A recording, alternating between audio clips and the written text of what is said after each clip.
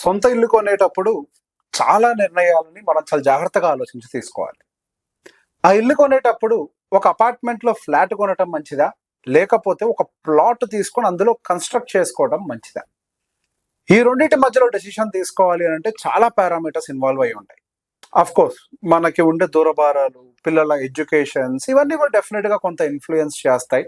ఎంత దూరం ట్రావెల్ చేయాలి ఇవన్నీ కూడా కొంత ఇన్‌ఫ్లూయెన్స్ చేస్తాయి. అట్ ద సేమ్ టైమ్ మనకి ఏదైనా ప్రాపర్టీ కొంటే ఆ ప్రాపర్టీ వాల్యూ ఎంత పెరుగుతుంది? ఇది ఇంకొక డెసిషన్.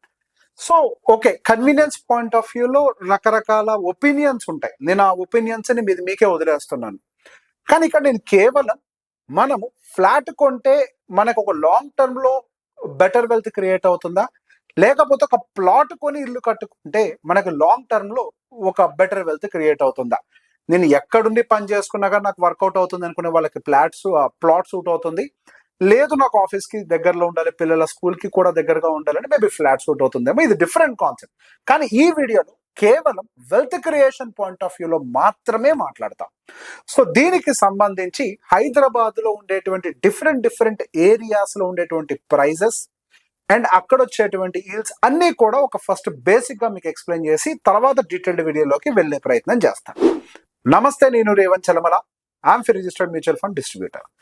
సో ఈ రోజు మనం హైదరాబాద్ కి సంబంధించినటువంటి ఒక స్నాప్ షాట్ చూస్తే ఒక్కొక్క ఏరియాలో ప్రైజెస్ ఒక్కొక్కలాగా కనపడుతున్నాయి. సో నేను చెప్పేటువంటి ప్రైజెస్ మేబీ మీకు మార్కెట్లో ఎక్కువగా వినిపించుండొచ్చు. బట్ రియల్ టైమ్ ట్రాన్సాక్షన్స్ అనేవి మీరు మార్కెట్లో వినే ప్రైజెస్ తోటి జరగవు. ఇప్పుడు మీరు ఆల్రెడీ వినుంటే ₹1,00,00,000 ప్లాట్ కొన్న వాళ్ళు ఇప్పుడు అమ్మితే 75 లక్షలే ఇస్తామని అనే వాళ్ళు ఉన్నారు. సో బేసిక్ గా నేను ఇప్పుడు రియల్ టైమ్ కేసుని దృష్టిలో పెట్టుకొని చేస్తున్నాను. మీరు హై ప్రైజ్ అని చూసి మాత్రం దీన్ని జడ్జ్ చేసే ప్రయత్నం చేయకండి. సో ఫర్ ఎగ్జాంపుల్ ఇప్పుడు ఒక కొత్తపేట ఫైనాన్షియల్ డిస్ట్రిక్ట్ తీసుకున్నారనుకోండి. అక్కడ ఒక అపార్ట్మెంట్ కొనాలి అని అంటే 9,500 నుంచి 14,000 రూపీస్ వరకు కూడా ఉంది. అదే ఒక ప్లాట్ కొనాలి అని అంటే ఏరియా టు ఏరియా అందులో కూడా if you take Kothapeta financial is very big. అందులో కూడా మీరు సబ్ రోడ్స్ లోకి వెళ్ళినప్పుడు 80,000 to 1.5 lakh వరకు దొరకచ్చు. రెంటల్ ఈల్డ్ మీకు అక్కడ 2.8 to 3.2 ఉంటుంది. And at the same time CAGR will be 9 to 11%. So ఇట్లా మనకి గచ్చిబౌలిలో 8,000 to 12,000 flat rate, Jubilee hills లో 15,000 నుంచి 28,000 వరకు ఫ్లాట్ రేటు, మియాపూర్ లో 5,500 నుంచి 7,500 వరకు ఫ్లాట్ రేట్స్, ఆదిబట్లలో 4,000 నుంచి 5,500 వరకు ఫ్లాట్ రేట్స్, శంషాబాద్ లో 3,500 నుంచి 5,000 వరకు కూడా పర్ స్క్వేర్ ఫీట్ మీరు ఒక ఫ్లాట్ కొనాలంటే ఖర్చు అవుతుంది. అండ్ అక్కడ ఉండేటువంటి పర్ ప్లాట్ ఎంత ఖర్చు అవుతోంది కూడా పర్ గజం, అంటే పర్ గజం ఒక ప్లాట్ కి సంబంధించి గజానికి ఎంత రేట్ ఉంది, ఆ ఏరియాస్ లో ఉండేటువంటి హిస్టారికల్ సిఏజిఆర్ ఏ విధంగా వర్క్ చేసింది, అంటే ఎంత ఆ ప్లాట్ అనేది ఎంత పెరుగుతుంది, దాన్ని కూడా ఇక్కడ మీకు పెట్టాను. అవసరమైతే కొంచెం దీన్ని పాజ్ లో పెట్టి డీటెయిల్డ్ గా ఇది మొత్తం ఎక్స్ప్లెయిన్ చేస్తే మీకు వీడియో చాలా పెద్దగా అయిపోతుంది కాబట్టి పాజ్ లో పెట్టి చూసుకోండి, ఇబ్బంది ఏం లేదు. సో ఇక్కడ మనము డెసిషన్ మేకింగ్ విషయంలో కొత్త ఇద్దరు భార్యాభర్తలు ఎంగేజ్, మంచి సాలరీ ప్యాకేజ్ సంపాదిస్తున్నారు అనుకుందాం. వాళ్ళిద్దరు కలిసి ఒక మంచి ఇల్లు కొనాలి అని ఒక నిర్ణయం తీసుకున్నారు. వాళ్ళిద్దరు కూడా ఒక మంచి 30% ట్యాక్స్ బ్రాకెట్ లో అంటే బాగా సంపాదిస్తున్నారు అని అనుకుందాం. వాళ్ళ దగ్గర ఆల్రెడీ కొంతవరకు క్యాష్ ఉంది, కొంత మ్యూచువల్ ఫండ్స్ ఉన్నాయి, ఏదో కొంత రెంట్ ఏదో ఒక 40,000 దాకా కడుతున్నారు. సో ఇదంతా ఎందుకులే, ఒక 1.5 crore వాల్యూలో మనకి ఒక మంచి ఫ్లాట్ ఎక్కడైతే వస్తుందో చూసుకొని కొనుక్కుందాము. ఒక 30 లక్షలు 40 లక్షలు లిక్విడ్ క్యాష్ ఉంది కాబట్టి డౌన్ పేమెంట్ కడదాము అని చెప్పేసి అనుకుంటారు. సో ఇక్కడ వాళ్ళకి రెండు దారులు ఉన్నాయి. ఒకటి వచ్చేసరికి ఒక 3 BHK ఫ్లాట్ ఒక కొండాపూర్ లో తీసుకుంటే వాళ్ళు అనుకునే property ready to move in property దొరుకుతుంది 1.5 crore అప్రాక్సిమేట్ గా.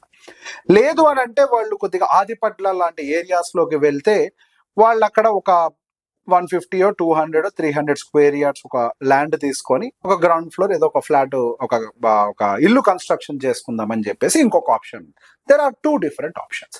సో వీళ్ళ పర్స్పెక్టివ్ చాలా క్లియర్ గా ఉంది. మేము ఎక్కడున్నా పని చేసుకోగలుగుతాము, మాకేమి పర్టికులర్ గా ఇక్కడ ఉండే చేసుకోవాలనేది మేము వర్క్ ఫ్రమ్ హోమ్ అయ్యి ఉండొచ్చు. సో వెల్త్ పాయింట్ ఆఫ్ వ్యూలో ఆలోచిద్దామని అనుకుంటారు. సో ఇక్కడ ఫస్ట్ మనము పార్ట్ ఏ కొండాపూర్ లో ఫ్లాట్ కొంటే ఏంటి కండిషన్ చూద్దాం.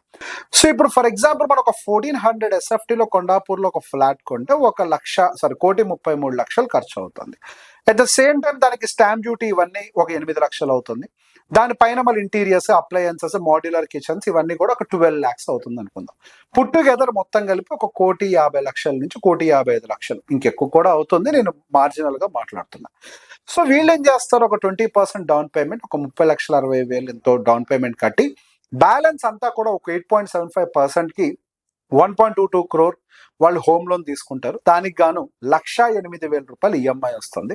సో టోటల్ గా వాళ్ళు 20 years పాటు లోన్ రీపేమెంట్ చేస్తే ఆ ఇంట్రెస్ట్ రేట్ తోటి వాళ్ళు 2,59,00,000 వరకు కూడా రీపేమెంట్ చేస్తారు.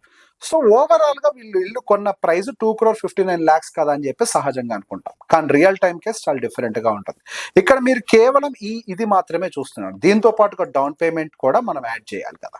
సో డౌన్ పేమెంట్ ప్లస్ ఇది మొత్తం కలిపితే ఒక ప్రైస్ వస్తుంది. దానికి తోడు మనకి మెయింటెనెన్స్ ఇవన్నీ కూడా 20 years పాటు ఉంటాయి, వాటిని కూడా క్యాలిక్యులేట్ చేద్దాం.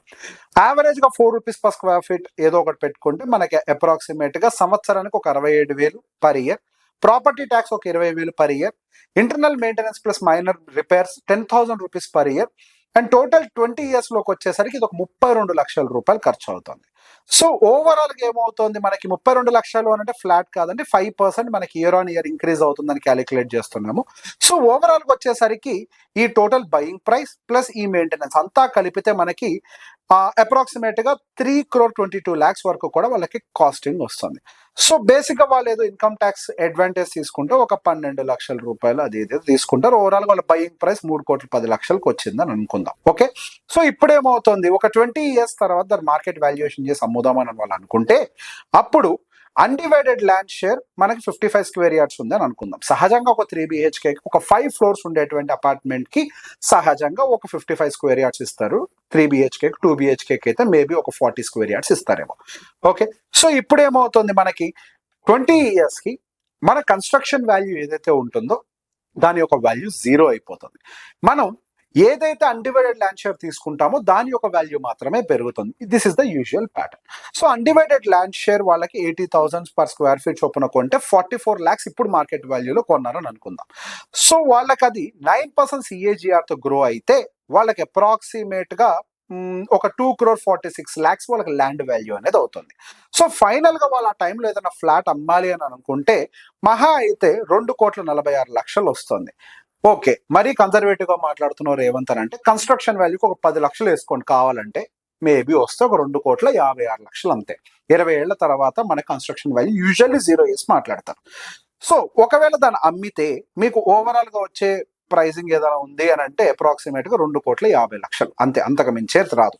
మీరు కొన్న ప్రైస్ ఏమో 3,10,00,000, మీకు అప్రాక్సిమేట్ గా మీకు నెట్ ఏదైనా ప్రాఫిట్ ఉంటుందా అంటే లేదు, అది నెగిటివ్ లో క్లోజ్ అవుతుంది. అదేంటి అపార్ట్మెంట్ నెగిటివ్ లో క్లోజ్ అవుతాం ఏంటి, ఎప్పుడో కొన్న వాళ్ళు డబల్ ద ప్రైస్ అమ్ముతున్నారు కదా అని అంటే ఇక్కడ మీరు కన్సిడర్ చేయాల్సింది మీరు అప్పుడు కొన్న ప్రైస్ ఏదైతే మైండ్ లో ఫిక్స్ అయ్యారో కాదు, మీరు కట్టిన వడ్డీ రేట్లు, దాంతో పాటు మీరు దానికోసం పెట్టిన మెయింటెనెన్స్ కాస్ట్లు ఇవన్నీ యాడ్ చేయాలి. అట్ ద సేమ్ టైం మీరు దాంట్లో స్టాంప్ డ్యూటీలు GSTలు కన్సిడర్ చేయరు, అది కూడా యాడ్ చేయాలి కదా.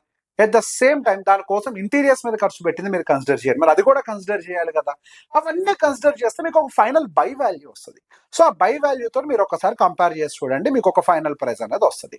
సో దాని లెక్క ప్రకారం చూస్తే నెట్ కొద్ది లాస్ ఉన్నట్టుగానే కనిపిస్తుంది. మీరు అన్ని కలుపుకుంటే నేను చెప్పే డైజెస్ట్ అవ్వదు.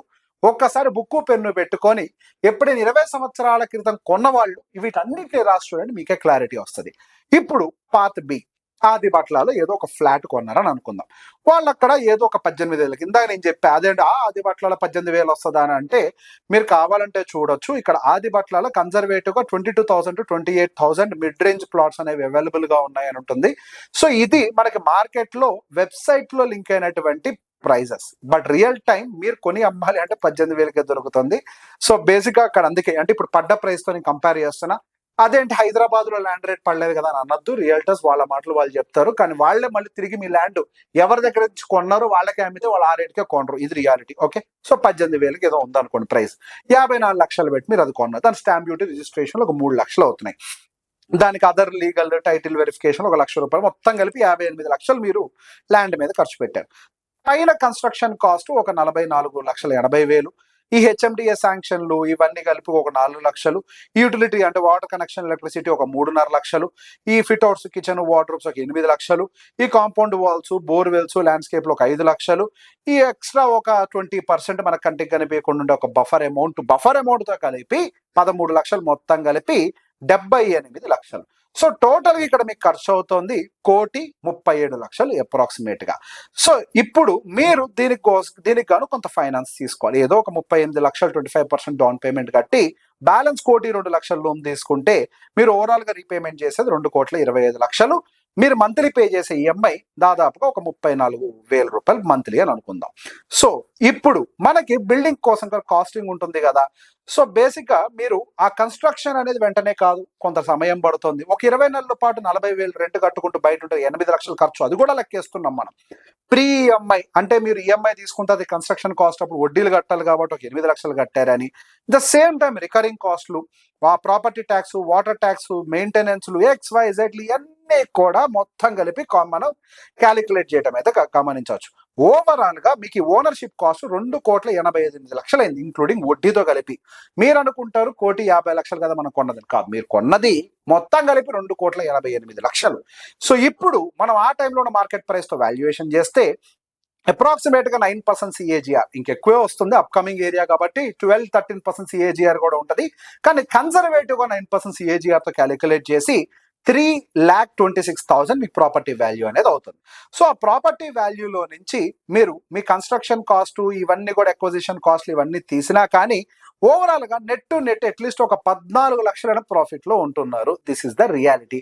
అదేంటి ఇన్ని సంవత్సరాల మీద 14 లక్షలైన ప్రాఫిట్ అని అంటే, దిస్ ఈస్ వేర్ మనం ఇక్కడ తప్పు జరిగేది. ఎంతసేపటికి ₹1,00,00,000 కొన్నాం, ఇంత అయింది అంత అయిందని మాట్లాడుతుంటాం కానీ కన్స్ట్రక్షన్ వాల్యూ డిప్రిసియేషన్ ఇవన్నీ మనం తీయం. కన్స్ట్రక్షన్ వాల్యూ డిప్రిసియేషన్ తీయాలి, స్టాంప్ డ్యూటీ కాస్ట్లు తీయాలి, మెయింటెనెన్స్లు, రన్నింగ్ మెయింటెనెన్స్లు, రిపేర్ వర్కులు అండ్ ఇంటీరియర్ వర్కులు, మళ్ళీ రీమేక్ ఓవర్ వర్కులు, ఇవన్నీ పెట్టుబడి రూపంలో పెట్టి మీరు ఫైనల్ వాల్యూ తీస్తే నెట్ మిగిలేదు ఇదే.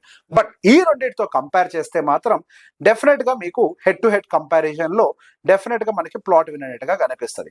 సో వీటి రెండింటిలో మీరు కంపేర్ చేసిన ఏ విషయాల్లో మనకి ఏదైతే విన్ అయింది అని మీరు కంపేర్ చేస్తే, మీరు క్యాపిటల్ కమిట్మెంట్ విషయంలో మీకు ప్లాట్ అనేది తక్కువ కాస్ట్ లో అవుతుంది. So construction ground floor plus plot అంతా కలిపినా కానీ తక్కువ కాస్ట్ లో అవుతుంది. కాకపోతే దూరం వెళ్ళాలి, ఇందాక ఫస్టే చెప్పా, లైఫ్ స్టైల్ ని బట్టి డెసిషన్స్ మారుతాయి. కానీ ఇక్కడ వెల్త్ పర్స్పెక్టివ్ లో మాట్లాడుతున్నా. డౌన్ పేమెంట్ విషయంలో కొద్దిగా ఫ్లాట్ కి తక్కువ కట్టినా సరిపోతుంది. మంత్లీ ఈఎంఐ, మంత్లీ కమిట్మెంట్ విషయంలో ప్లాట్ కి మీకు తక్కువ రేటు కట్టినా సరిపోతుంది.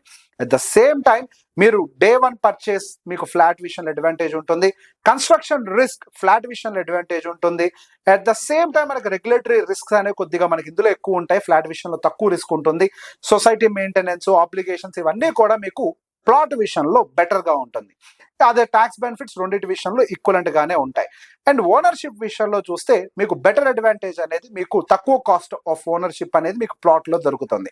At the same time effective cost after taxes మీరు ఇవన్నీ చూసినా ప్లాట్ మీకు ఎక్కువగా విన్ అవుతుంది. సో ఇట్లా మీరు ఎన్ని ఓవరాల్ గా కంపేర్ చేసినా కానీ మీకు ప్లాట్ అనేది తక్కువ ప్రైస్ లో ఓనర్షిప్ రావడానికి ప్రాబబిలిటీ అండ్ ఎక్కువ గ్రోత్ రావడానికి కూడా ప్రాబబిలిటీ ఉంటుంది. అఫ్ కోర్స్ ఇది అందరికీ తెలుసు, కానీ మీరు కూర్చొని రాసుకునేటప్పుడు ఇన్ని పారామీటర్స్ ని కన్సిడర్ చేయట్లేదు కాబట్టి ఈ పారామీటర్స్ అన్ని పెట్టుకొని మీరు అనలైజ్ చేసుకుంటారన్న దృష్టితోటి నేను మీ ముందరికి ఈ వీడియో తీసుకొని వచ్చాను. సో ఇల్లు ఎవరైతే కొనాలనుకుంటున్నారో లేదా ఆల్రెడీ కొన్నారో వాళ్ళందరినీ ఒకసారి ఎవాల్యుయేట్ చేసుకోమని చెప్పండి. ఈ వీడియోని కంప్లీట్ గా చూసి థ్యాంక్ యూ వెరీ మచ్.